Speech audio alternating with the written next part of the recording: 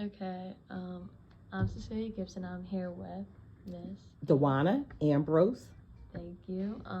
For the second interview for my English 4 project, I'm just gonna be asking you some questions about like communities and like how you think they're like successfully built and how they're like established and stuff like that. Okay. And just like it's about our school community. Okay. Not like in general, but you can talk about whatever, honestly. Okay. Whatever you think is appropriate. Yeah. So the first question is, how do you think successful communities are built and how are they destroyed? Wow.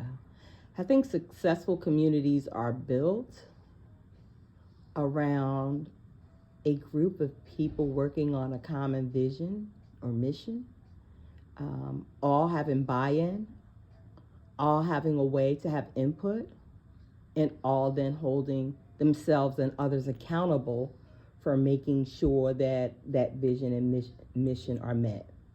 And I think the way that it's destroyed is to get people who work against the vision and the mission, primarily. You know, people whose behaviors are not aligned with what we say we want or what we say we're going to do.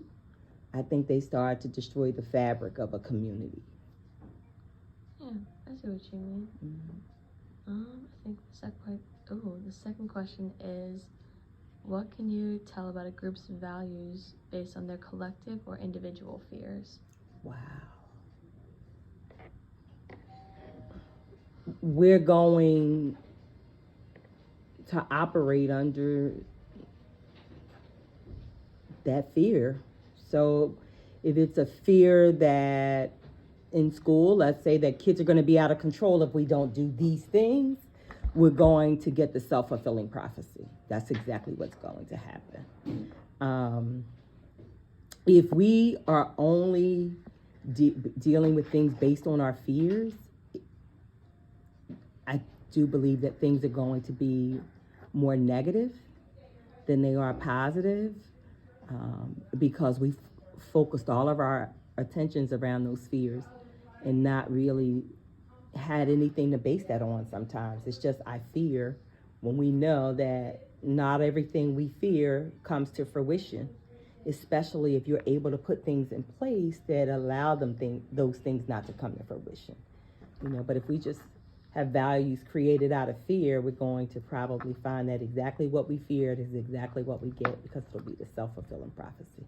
Yeah, you know, our fears, if we let them dictate us, we'll succumb to them. Yep, we sure do. All the time. Yes, we do. You know, and it's so much easier to deal, for some reason or another, for humans, it's just so much easier to align everything to our fears versus putting that effort and energy into what we can try to do to keep things in a manner that we think we would appreciate them, or where they would be more successful. We get stuck and we only see through that lens of, you know, that this is not going to work. Oh my God, this will happen, that'll happen. So. Yeah. I don't like that question. I don't know why I still have it there. Take my pen. Gosh, there. So, why do you care about your school community? I think it's a reflection of the global society, and if we want the best, we're going to have to put in the effort, the energy, the thought, have that spirit of we're building the best. So we're going to have to build that. So to care about the school community is to be in a place where we're trying to build this great community that we want. Doesn't mean that we're going to be perfect, but it means that we're going to put energy into building the kind of school setting that we want for all of the participants, for all of our stakeholders, so that we maximize the opportunity for most of us to have a great outcome. Right? Even a bad outcome may be better than it would be for a person when we're all caring about the community enough to invest the time and the energy into making it the best community we have. Yeah. it's just like you care about your community because it is your community. It's a part, right? Yeah. It's a part of my being. It affects everything. Yeah, absolutely, absolutely. Yeah. Mm-hmm. And I have this saying, like, we pay now, we pay later, right? Yes. So at this point in this community, we're talking about nurturing young people so that when they are in the next stage of this journey outside of schools, that they're also good citizens in our community. Yeah. You know, so hopefully that's the takeaway for most people, is that, you know, in order to keep our community as a strong and healthy community, socially, emotionally, spiritually healthy, is that some of that is picked up and carried with them through the school community, through the care that we show in the school community. Yeah, I mean, your environment affects how you turn out later. So, like, if you don't have a good school environment, you're not going to turn out to be like those who did have a good school environment. Right, without a lot of hard work. Yeah. Right?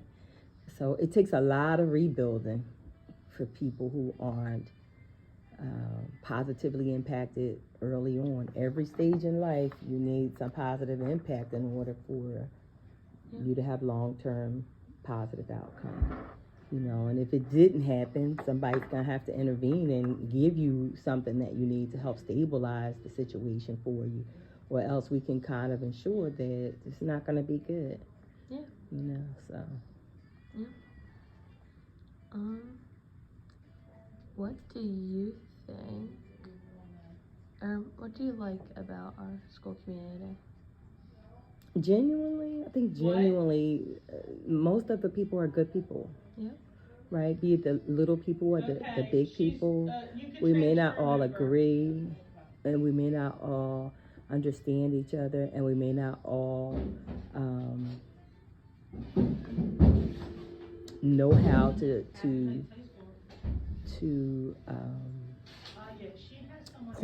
pull together enough to have common vision, or to build that common lens for us to think about how we navigate the system. So that could be, you know, something that we have to work on, but that would be important. It's my interview. Interrupting you. You interrupting her.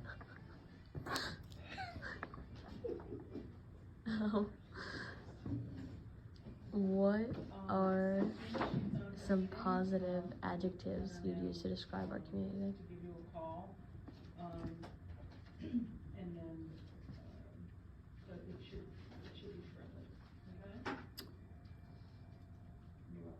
Caring, supportive, nurturing,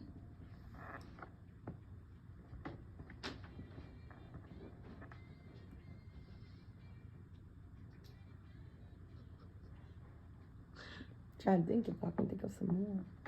No, I mean, those are some good ones, honestly. I agree with you. Caring, supporting, nurturing. Yeah, of course. And on the flip side, what are some negative adjectives you'd use to describe the school and the community surrounding it?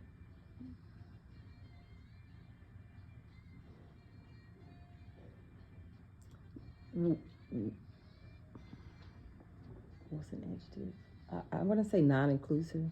Yeah. We haven't felt ways to help everyone feel comfortable and like they're a part of. We don't have to all be friends. Yeah.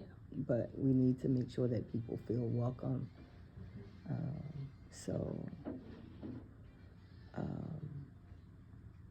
There are still some of those things that we have to do. And also, I don't know that.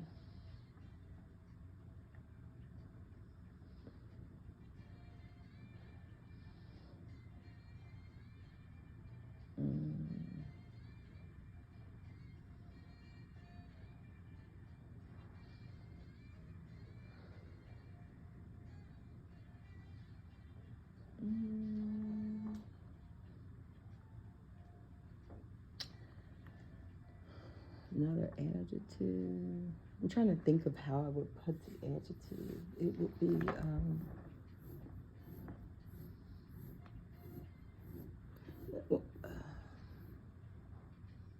can't think of like the Not courageous. not courageous. Uncourageous. There are too many places where we're not feeling we have the ability or the opportunity to advocate for something different than what the norm may be. And I think sometimes it's based around not having the courage to do that. So lacking courage. You know, whether it's students addressing some students' behavior, whether it's adults addressing some adult behavior, or whether it's students to adults or adults to students. Just, you know. Yeah, I can definitely see where you're coming from with that. It's not a very... Things can be worked on. Yes. Obviously, it never hurts to work on things. Right. But where's the opportunity? I really believe in teaching students, I don't care whether they're in kindergarten or 12th grade, to advocate for themselves. But do we really create systems in schools where everybody feels like we really want you to advocate for what you think is right? Yeah. Right? I don't know that that's what schools create, even for adults. Yeah. You know, some people are very vocal. Others not as much. Because so there's lack of trust. Yeah. Also, so I would say lack of trust. Lack of trust. I mean, definitely, especially in like a setting like we have here. Like there are students who, like you said, they need to learn how to advocate for themselves, but they may not necessarily feel like they can. And they can trust people enough to right. Yeah. May not be There's some adults here who feel that way. Yeah. So, you know.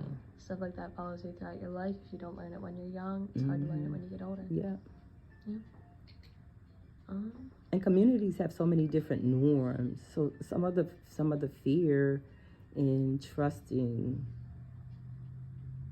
yourself to speak up and have some of those tough conversations are some of those stereotypes and biases we carry about how people perceive us, or how we perceive ourselves even, or how that'll be perceived. But there are lots of barriers that can help people feel like they can't trust a system enough to share what they really feel.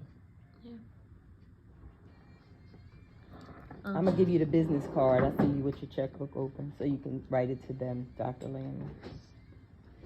I'm ready for the next one.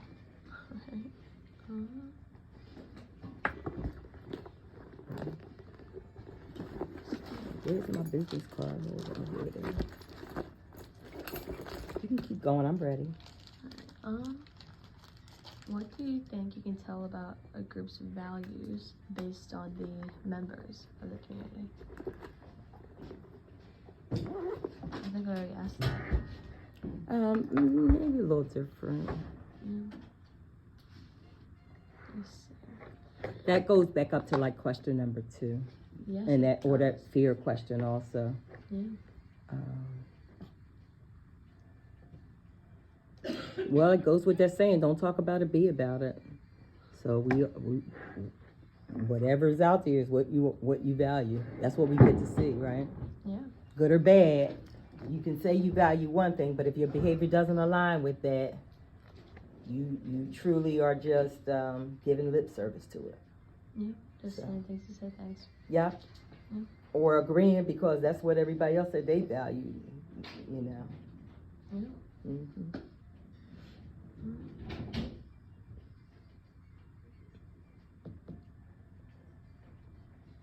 Honestly, all of these are just like the same question written in different words. Thank you. I think that's about it. Thank you very much. Come back if you have more to follow up on. Right. I appreciate it. Miss